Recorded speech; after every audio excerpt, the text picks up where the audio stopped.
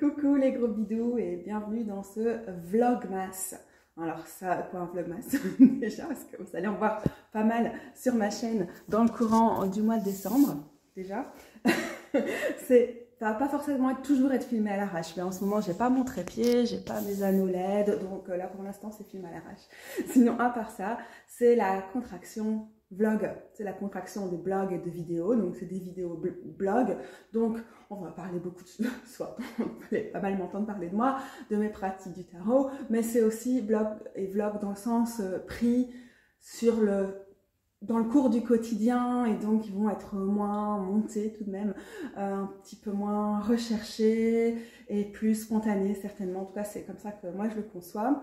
Et les vlogmas, en fait ça a été créé sur YouTube il y a maintenant de fort nombreuses années. C'est une espèce de calendrier de l'Avent, donc tous les jours avant Noël ou le solstice d'hiver ou Yule, ou voilà, quelles que soient vos pratiques et convictions autour des fêtes de fin d'année. Donc on a souvent des capsules quotidiennes. Je ne pense pas me forcer à faire des capsules quotidiennes, et surtout je ne pense pas que ça va vous plaire. En tout cas j'essaie, c'est pas ma spécialité, d'être plus brève dans ce format-ci pour que ce soit quand même plus digeste, puisqu'a priori ça va quand même se traduire par un nombre un tout petit peu plus important de vidéos, principalement autour du tarot évidemment, pour ce mois de décembre. Donc j'ai aussi intitulé cette série, puisque je l'ai déjà faite l'année passée pendant une semaine, Tarot cosy en hiver, parce que là franchement le temps ne m'inspire que ça, le côté cosy, et c'est pas évident parce que c'est pas non plus évident d'être à l'intérieur, on n'a pas toujours les conditions qui vont avec. Donc c'est aussi une idée, ramener du cosy et ramener du confort dans ma vie, alors que c'est pas toujours là. Par contre aujourd'hui c'est là parce que je suis chez ma maman et j'ai monté son sapin de Noël ce matin. C'était hyper crevant, mais je suis quand même vraiment contente de la déco du sapin de Noël. Moi, j'ai jamais de vrai sapin, j'aime bien les décos. Mais c'était un petit souvenir, c'était une expérience assez nostalgique de pouvoir se mettre à construire un sapin aujourd'hui. On le voyait pas en entier. Peut-être que si je fais du montage, j'intégrerai les images plus rapprochées, mais c'est sans garantie.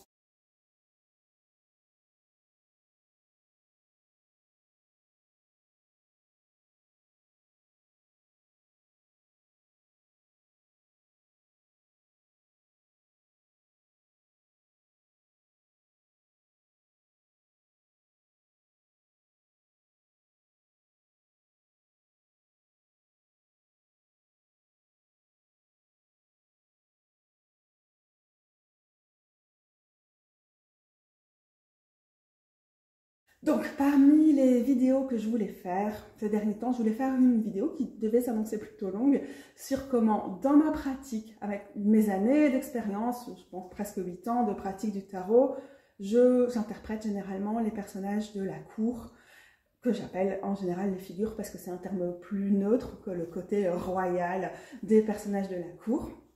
Bon, par souci de convention, je vais quand même les appeler comme on les appelle de façon plus traditionnelle dans le tarot, même si je préfère les tarots qui vont revoir ces noms-là d'une façon moins genrée, moins connotée, voilà, moins royauté, moins hiérarchie et relations de pouvoir et tout. Mais donc on les appelle les valets en français. Vous allez souvent m'entendre ripper et dire les pages comme en anglais, parce que la plupart de mes jeux sont en anglais. Puis le mot existe aussi en français, d'ailleurs tout aussi connoté. Les cavaliers, cavalières, et encore une fois, souvent comme en anglais je vais dire les chevaliers ou les chevaleresses, les reines et les rois. Je pense que dans cette vidéo aussi, et aussi parce que j'ai pas énormément de temps devant moi franchement, je vais peut-être placer les bases de mon système, et puis après j'aurai une vidéo sur les pages, une vidéo sur les cavaliers, une vidéo sur les reines, une vidéo sur les rois. Je crois que ça va être l'idéal. J'ai quelques jeux devant moi, je ne sais pas si j'aurai même le temps de sortir des cartes ici pour vous montrer. Qu'est-ce que je voudrais dire en introduction sur ce système, au lieu d'observer les pics verts dehors? Les oiseaux ont toujours l'art de capter mon regard quand je suis censée être très concentrée sur mes vidéos. Alors, déjà sur la théorie, moi vraiment ma façon de faire, c'est pas tellement de les concevoir, chacune de ces 16 cartes, de les concevoir individuellement, mais plutôt de les concevoir, donc on a à chaque fois les 4 que je vous ai nommés au niveau de la suite, hein, qui seraient comme les grades des personnes de la cour, mais donc les fonctions des figures. Puis, vous savez, si vous me suivez probablement, mais sinon, petit rappel, c'est réparti dans les 4 suites du tarot, qui sont des suites élémentales. Donc, pour l'élément de feu, on a les bâtons. Pour l'élément d'eau, on a les coupes. Pour l'élément d'air, on a les épées. Et pour l'élément de terre, on a les pentacles. Et donc, à chaque fois, on va avoir chacune des 4 figures, des 4 grades, en quelque sorte, entre grands guillemets, dans chacun des 4 éléments, dans chacune des 4 suites. Ok, moi j'ai vraiment tendance à les en prendre de cette façon-là, les concevoir de cette façon-là. Donc à chaque fois, c'est comme si dans ma tête j'avais un tableau avec tic, tic, tic, tic, tic, valet, cavalière, reine, roi, et à chaque fois, pentacle, coupe, épée, bâton, et donc je vais croiser à chaque fois les qualités. Ça veut dire, pour moi, les pages sont, je vais les dire comme ça, en vitesse, et probablement je dirais plus de choses s'il y avait l'occasion de réfléchir, mais la curiosité, l'ouverture d'esprit, l'initiation, nouvelles choses, etc. Et alors après, à chaque fois, je vais croiser avec, disons par exemple, les pentacles dans le domaine de la matérialité, de la nature, de nos écosystèmes, de ce qui nous entoure directement, dans les domaines concrets, dans les domaines de notre rapport aussi au travail, dans le sens le plus large, de la dévotion, des choses qui prennent du temps et toutes ces choses-là. Voilà. Et pareil, donc voilà, et de même avec chacun des éléments, et avec chacune des figures, je vais avoir ce genre de mots-clés. Donc par exemple, mon mot-clé préféré pour les chevaleresses ou cavalières, c'est être en quête de, et l'idée de mouvement, bien sûr, mais mouvement vers un objectif. Pour moi, les pages, c'est la possession, la prise en main d'un élément, de vouloir vraiment le rencontrer tout entier. Et les cavalières, c'est waouh, l'élément est au loin, et c'est comment je peux atteindre cet élément. C'est une vision comme pure, c'est absolu, il y a une quête d'absolu dans les cavaliers. Et donc, par exemple, si j'essaie de voir ça avec les coupes, la cavalière de coupe, c'est quelqu'un qui est extrêmement romantique, qui est impliqué, qui veut ramener du romantisme dans sa vie, qui peut être en quête aussi de la relation parfaite, au niveau humain, relationnel, comme au niveau relationnel avec, je sais pas moi, des déités, au niveau spirituel, des choses comme ça. C'est quelqu'un qui est en quête d'absolu au niveau émotionnel, au niveau spirituel et tout ça. Voilà. et ainsi de suite pour les rois et pour les reines. Donc moi, je vais plutôt avoir comme ça en tête, instinctivement, une espèce de tableau croisé des 4 éléments et des 4 niveaux, et à chaque fois fonctionner. Je ne fonctionne pas comme ça, je veux dire, c'est pas dans ma tête en permanence quand j'interprète les figures, mais si je dois écrire par exemple sur une figure, si je dois faire une vidéo sur une figure, ben, ça va quand même souvent quelque chose que je vais mettre en place. Si je suis un peu perdue parce que dans tel jeu, bon celui-ci est très classique donc c'est pas le cas, mais dans tel jeu ici par exemple, le valet d'épée ressemble à ça, mais ça fonctionne pas avec mon système, avec ce que j'ai l'habitude de voir pour cette carte-là, alors d'avoir mes petits, c'est comme des copillons mentaux, ça va m'aider aussi à faire tout ça. Alors, voilà. Mais ça, on va revenir vraiment en détail sur, ok, hein, cette idée que j'ai, être au plus proche, aller à la rencontre totale de l'élément pour les valets, la quête, viser l'élément et presque l'idéaliser avec les cavalières, le fait d'être pleinement présente avec l'élément pour les reines, d'émaner l'élément en quelque sorte, et comme quelque chose de rayonné, comme c'est quelque chose qui venait vraiment de l'intérieur, d'être en paix avec cet élément. Et dans mon système, les rois, donc comment, avec différentes approches du tarot, j'ai combiné pour avoir un système qui fonctionne pour moi. Les rois, pour moi, c'est l'extériorisation de l'élément, mais non, leur extériorisation, c'est un peu...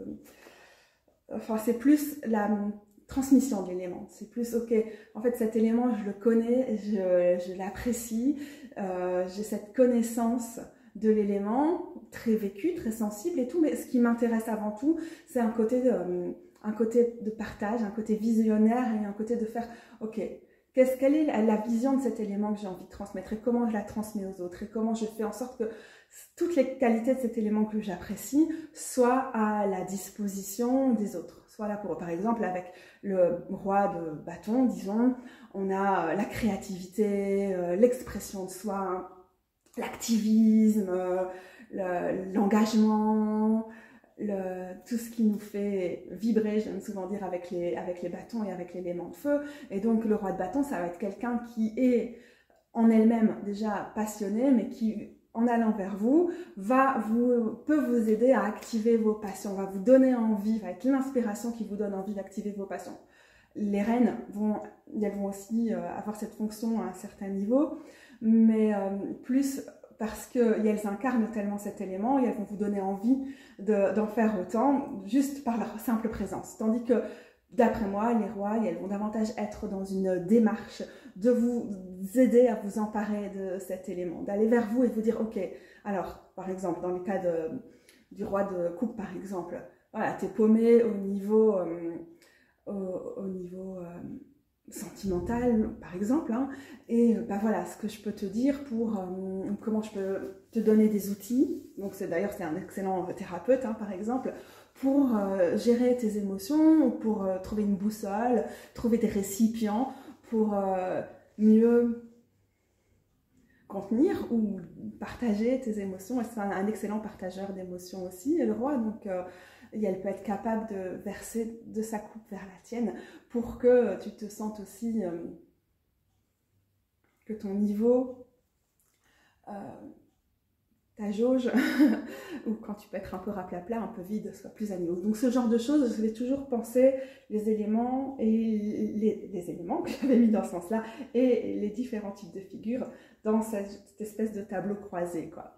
Donc il y a ça, et alors un autre truc que je voulais dire, je vois que ça fait déjà 11 minutes, alors je vais aller plus vite parce que je vais aller plus en détail sur les rois, les reines, les pages et les chevaleresses par la suite. C'était que pour moi, alors, ça c'est un grand débat dans le domaine de la cartomancie, qu'est-ce que représentent les figures? Est-ce que les personnages de cour ou les figures sont forcément des personnes extérieures? Ou est-ce qu'il faut forcément les interpréter comme des parts de soi? Bon, dans la cartomancie classique, les voir forcément comme des personnages extérieurs à nous-mêmes, ça peut avoir un côté assez bonne aventure, assez prédictif, où on nous donne les clés. Voilà, ce que telle personne pense de toi, ce que telle personne va devenir, etc. etc. Ça a des limites, hein, déjà, parce que ça nous sort de nous-mêmes et parfois ça peut nous déposséder de notre agentivité, de notre libre arbitre et tout ça. Oh oh, le chien arrive. Il y a peut-être un truc qui va se passer. Non. Et par contre, dans les tarots plutôt inspirés, le tarot comme on le pratique beaucoup depuis les années 60-70, j'ai l'impression qu'on le voit davantage. Et merde, j'ai perdu mon truc. Oui, on voit davantage les figures comme des parties de soi. Ça, c'est très inspiré de la psychologie, en particulier la psychologie jungienne, hein, où on visualise des parts de soi, on voit comment elles s'expriment aussi, hein, à travers la psychologie jungienne dans nos rêves et tout ça. Et on les personnalise, on leur donne une existence pour aller plus profondément dans notre psyché. Je caricature à la fois à escient et à la fois aussi parce que je ne m'y connais pas assez dans ce domaine. Et je pense que les deux versions ont des écueils parce que ce tarot qui revient à être assez tourné sur soi-même, parfois nous empêche de voir toutes nos interactions et de nous voir comme des personnes qui sont partie prenante de nos écosystèmes, quoi, finalement. Par contre, c'est vrai que j'ai tendance à être plus attirée par cette explication. Quelqu'un arrive. J'ai été interrompue, mais vous n'y perdez rien du tout, puisque je reviens avec mon acolyte Tina. Alors, mon acolyte, je disais, j'ai de façon décousue sur la fin, que, évidemment, arrivant au tarot, c'était tout de même le type d'explication qui me parlait plus, le fait de voir les figures comme des parts de soi. D'ailleurs, j'ai aussi fait une vidéo où je vous donne des exemples de ce que ça me fait penser, comme des parties de moi à l'heure actuelle, chacune des cartes, mais aussi donc vraiment les 16 figures, mais aussi des souvenirs, des parts de moi qui ont été, qui peut-être ne sont pas très activées pour l'instant et tout ça. Ça date déjà, mais je vous mettrai le lien en dessous.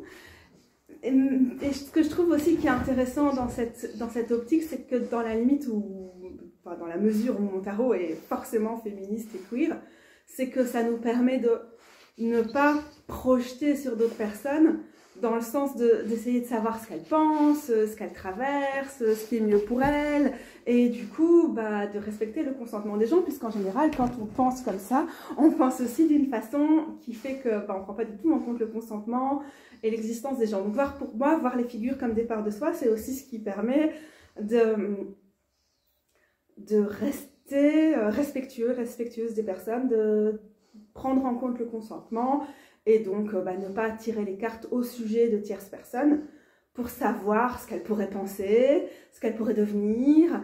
Voilà, hein, le fameux exemple qui vaut des milliers de vidéos sur YouTube et que je trouve le truc le plus stupide du monde, va-t-il revenir? En mode toujours avec du bullshit bien hétéro, sexiste et tout, bon, bref. Donc ça nous évite tout ce genre d'écueil en fait de penser les figures comme des parties de soi. Après, aussi peut-être dans une façon de penser, de concevoir les figures qui est très inspirée par le tarot, plutôt dit psychologique, hein, même si on sait bien qu'on ne peut pas compartimentaliser nos pratiques du tarot comme ça, et qu'en général elles sont entrelacées. On peut aussi voir que, ok, si telle figure me fait penser à telle personne, c'est avant tout ce que moi je mets dans cette personne, ce que je vois en elle, quelles sont mes projections, quelles sont mes attentes, qu'est-ce qu'elle représente que j'aurais envie d'être et qui pour l'instant me paraît complètement inaccessible. Et donc c'est, si quand on fait un tirage, on voit une autre personne que soi-même dans les figures, en général c'est quelque chose qui nous permet d'activer quelque chose en soi, ou d'interroger quelque chose en soi, ou d'intégrer quelque chose en soi. Donc c'est aussi, avec cette logique des parts de soi, super intéressant. Après, évidemment, dans ma pratique, en tout cas moi du tarot, il y a souvent une part médiumnique. Pas dans le sens forcément discuter avec les morts, quoi, pas médiumnique dans ce sens strict-là, mais une part de voyance dans le sens voir ce qui n'est habituellement pas visible. Et du coup, il peut y avoir des esprits, des ancêtres, des esprits du sens, dans le sens esprit du lieu, dans le sens déité, et tout ça qui vont se manifester à travers les figures. Et donc encore une fois, alors là c'est une large question, quoi, comment on positionne. Toi, tu serais la page de bâton. Si je devais te voir dans une carte, ma mère.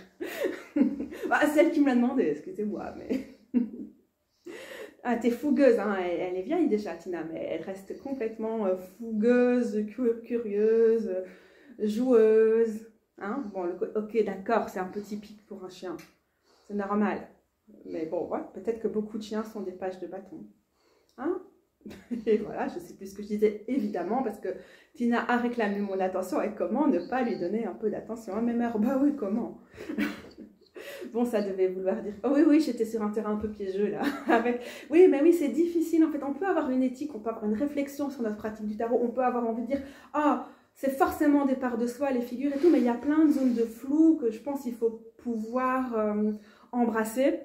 Et pour moi, la limite, c'est quand même, je ne tire pas les cartes pour savoir ce qui se passe dans la tête d'autres personnes, ou ce qui se passe dans leur vie et tout, parce que ça ne correspond pas du tout à mes valeurs, à mes croyances et à ce que j'ai envie de ramener dans le tarot. Je ne veux pas dire, par exemple, c'est pas du tout un jugement sur les gens qui le font, et je ne veux pas dire que c'est même pas possible de le faire, c'est juste que c'est une possibilité que je préfère évacuer. C'est comme le prédictif pur, parce que je pense que ça nous coupe de notre libre arbitre, et que ça nous coupe de nous-mêmes, et que ça nous rend très, comment on dit, passif dans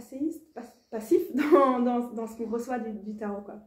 Donc il y a ça, c'est aussi un perpétuel chantier de ce côté-là, l'interprétation des figures. Et en réalité, alors c'est une bonne question, est-ce qu'on conçoit les atouts ou arcanes majeurs d'un côté, l'arcane mineur, à savoir le côté numéroté des suites d'un côté, et puis un troisième bloc qui va être les figures quand on interprète le tarot. Ou est-ce que les figures sont la continuité des suites?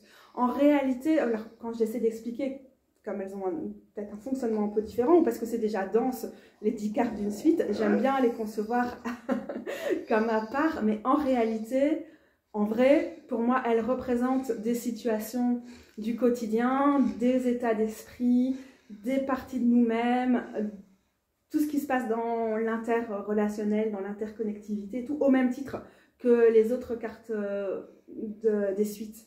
Et donc, en réalité, dans la vraie vie, dans la pratique de mes tirages de tarot, parfois elles dépassent complètement des parties de soi. Mais ouais, peut-être plus un mood, un état d'esprit, des envies, des ambitions, des aspirations. Et elles sont plus faciles à personnifier aussi que d'autres cartes. Et ça aide. Ça aide de pouvoir dire, ok, c'est quoi, plus encore que les autres, c'est quoi l'invitation de cette figure, de ce personnage qui est sur la carte. Alors que, je sais pas, moi, si j'avais le 5 de bâton, peut-être c'est moins évident de voir quelle est son invitation, ou le 10 d'épée, que si c'était la reine d'épée ou le chevalier de bâton, quoi, par exemple. Donc voilà. En gros, mon interprétation, c'est que je trouve que c'est bien de les voir comme des parts de soi, c'est intéressant, mais en même temps, en vrai, souvent ça déborde. Mais je trouve ça vraiment à éviter de les voir d'office comme d'autres personnes. Et en particulier, si je fais des tirages pour d'autres, c'est pas rare. En vrai, quand tu tires pour soi, c'est facile de les voir comme des parts de soi. Quand tu fais des tirages pour d'autres personnes, c'est pas rare qu'il y ait les enjeux que représente notre interpersonnel soient représentés sur les cartes. D'ailleurs, toutes les cartes de suite peuvent représenter, voilà, ta relation avec telle personne, telle situation au boulot, ou à tel truc, ou à tel truc. Et dans ce cas-là, c'est vrai que les figures nous mettent en face de telle personne qui est, je sais pas, ambitieuse, nous irrite. Telle personne qui est dans la lune va nous donner envie de la surmotiver. Mais qu'est-ce que ça représente de nous? Quel est l'enjeu pour nous? C'est toujours là que ça nous ramène, et donc de ne pas essayer de décrypter ce que pourrait penser, ressentir, etc. cette autre personne, mais faire, ok, il y a une présence potentielle d'une personne qui est comme ça dans ton entourage, mais elle n'est pas là pour focaliser ton attention sur cette personne, passer ton temps de façon obsessive, étudier son comportement ou ce qu'elle pourrait penser, etc. Mais c'est une invitation à voir ce que ça représente pour toi. Probablement qu'en fait, pour ce vlogmas, après vous avoir expliqué comment j'interprète chacun, voilà, donc les valets, les cavalières, les rois, les reines, peut-être que ce serait intéressant qu'on fasse justement des exercices pour voir ce que ça donne en action, parce que la théorie c'est bien beau, mais bon, ça reste de la théorie, et le plus difficile avec les figures, puisqu'on estime souvent que c'est les 16 cartes les plus difficiles à s'approprier, à retenir, à faire vivre dans notre pratique du tarot. Bon, il n'y a qu'à travers des exemples qu'on voit ce que ça donne concrètement, donc ce sera certainement un des enjeux. En fait, j'avais pas réfléchi avant, je voulais vous dire, ah, c'est quoi ma compréhension et tout, mais en vrai, c'est trop pas ça l'enjeu. Alors, on aura peut-être aussi un moment une vidéo sur la question des associations élémentales basées plus sur le système du Thoth, les associations astrologiques. J'en dis pas plus parce que c'est tout un autre sujet, et la vidéo est déjà bien assez longue, comme j'arrive pas à faire du cours. Mais voilà, c'était un peu la présentation de mes réflexions, puisqu'on est en mode vlog, et en pur vlog, évidemment, on a les animaux qui prennent le dessus ici, hein Tina? Et tu te regardes dans l'écran, t'es mignonne. Ça doit être infâme parce qu'elle est beaucoup plus proche de mon micro.